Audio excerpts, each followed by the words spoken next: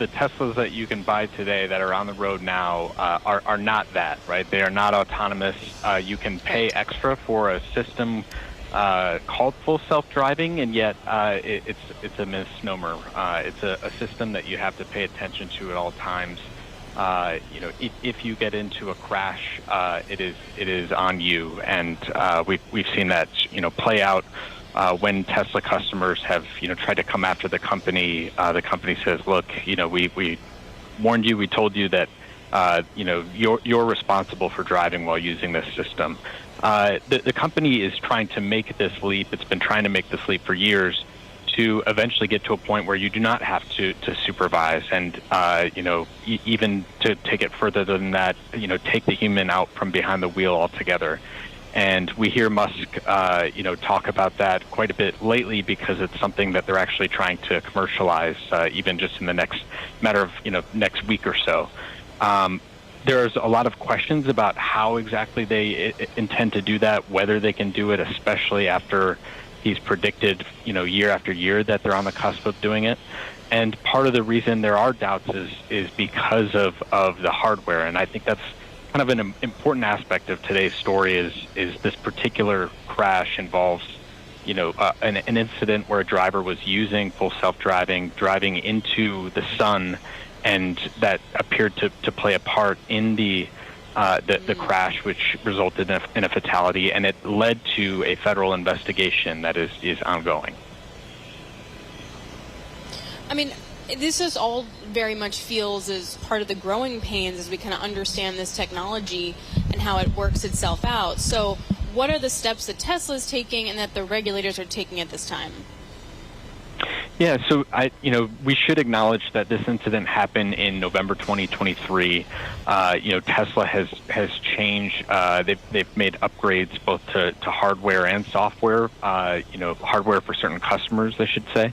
But in terms of their approach to the sensor system for their vehicles, Elon Musk has been really sort of out on a limb and having this view that all you need is cameras. And companies that are also in this space, I think the one people recognize the most is Waymo, the Google company, and they use a mix of camera, radar, and LiDAR, and their sensor set is much more expensive. It's more extensive. These sensors are placed all over the vehicle.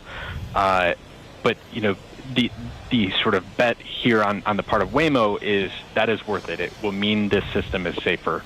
What Musk has tried to do is go with the cheaper route, go with the system that he can afford to put in every Tesla, and make this bet that he can develop his way to autonomy faster by sort of leveraging the broader Tesla fleet, even if it means putting cars on the road that draw scrutiny from federal regulators as to whether or not this is unreasonably unsafe.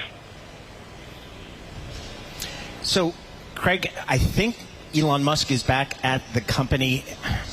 What does that mean? I mean, are you hearing anything like, okay, now we can get back on track, now we can really move forward, maybe at a higher velocity? What's that mean? Yeah, I think it's difficult to tell at this point, because he's kind of coming back to business means coming back to so many businesses, right? And so on a day-to-day, we're seeing him travel to his various companies, devoting some time and attention to them. But it's not as though he's sort of 100%, focusing in on Tesla and neglecting all of his other businesses. We see him regularly engaging with, users on X about, troubleshooting problems that they have with that service. I would say he is, more actively engaging there on Tesla Matters, and definitely is trying to sort of send this signal that, okay, it's time to get back to business here. But whether or not that's, resulting in sort of tangible changes at the company, I think remains to be seen. Quickly, 20 seconds. What's the rush for autonomous driving?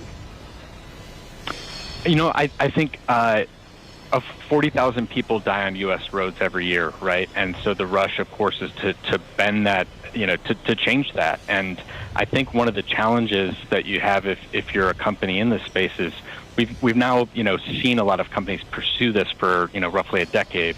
That number has not budged. So, we still have a long way to go to where this capability is, putting a dent in those figures.